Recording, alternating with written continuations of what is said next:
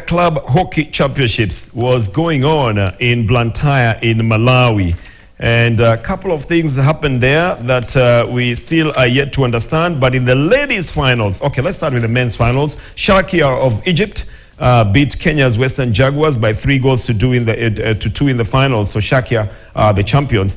But in the women's event is where something is not very clear. Now, Lakers was disqualified, apparently, and then the Blazers elevated to second position. Never mind the fact that Lakers had qualified for the finals against the Ghana Revenue Authority. And so Blazers did not play the final as well. But the Ghana Revenue Authority was given the gold medal, and then the Blazers were given the silver medal.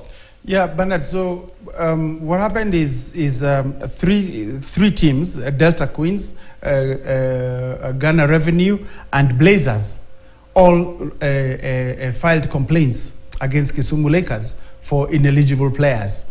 And an hour or two before the match, Lakers were given a statement. But they played all through to the finals. They played all through, very to the finals. They played all the way. They were practicing for the final. They were training, their last training session before they get onto the pitch. And then they are given this, and you know, it was anger all around. And quickly, the organizers got Blazers, told Blazers, hey, you finished third. Number 2 has been disqualified, so you're playing the final against Ghana Revenue Authority. And stepping onto the pitch, Lakers came in, and you know, there were 2 teams versus 1. And you know, in the melee, the organizers decided to toss a coin.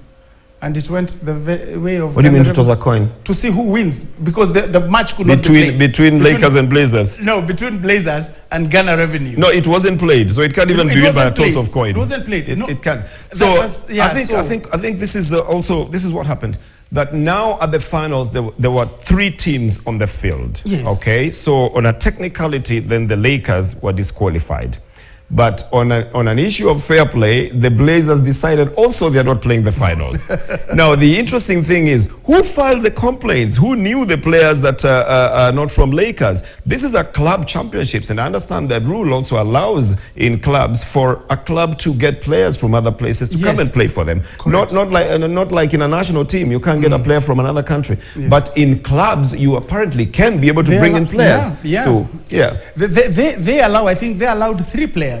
But if when Lakers went back to the history of the matches, because they had been allowed to play all their matches, and I tell you, they played even matches. They played. You see, what happens is what happens is when you're going into a championship, you register the players that you are going to use. Yes. And you can't tell me that the championship allowed the use of ineligible players for all the preliminary matches, only to come and say they're ineligible at the final. Something is not very right. Now, the story inside is totally different, because it is believed that you know, if Lakers had gone into the finals, remember, GRA had beaten Blazers before. Lakers had beaten them. So if Lakers were going to beat them at the finals, apparently it would not have looked very good, because you remember, Lakers is just a collection of players. They weren't the ones that were really recognized as, you know, going to play for the club championships. Yes. You know, they'd actually drawn with Ghana Revenue Authority 2-2, but they had posted some very good results, beating Skopje 12-0. They had beaten Genetrix 15-0, Genetrix from Malawi. Capital Bravas that had been beaten 10-1. They had beaten Delta 2-0.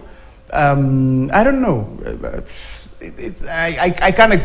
I don't understand this story, Bernard, because according to the Kenya Hockey Union, they had received the names and forwarded the names. Now, why was Lakers then allowed to play all these matches with ineligible players? Okay, how is it that it's only at the final? You're moving back to the argument we had earlier. We already went through that argument. So something very strange happened there. But the teams traveled back to the country together. They arrived, I think, on Tuesday or on Monday, you know. Tuesday. I think on Tuesday.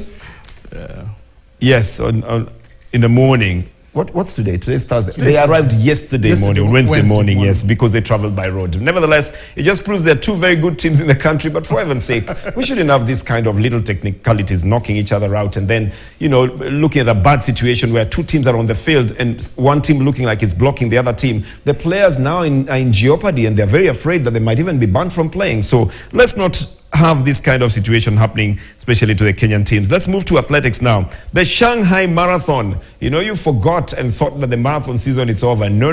There was one big one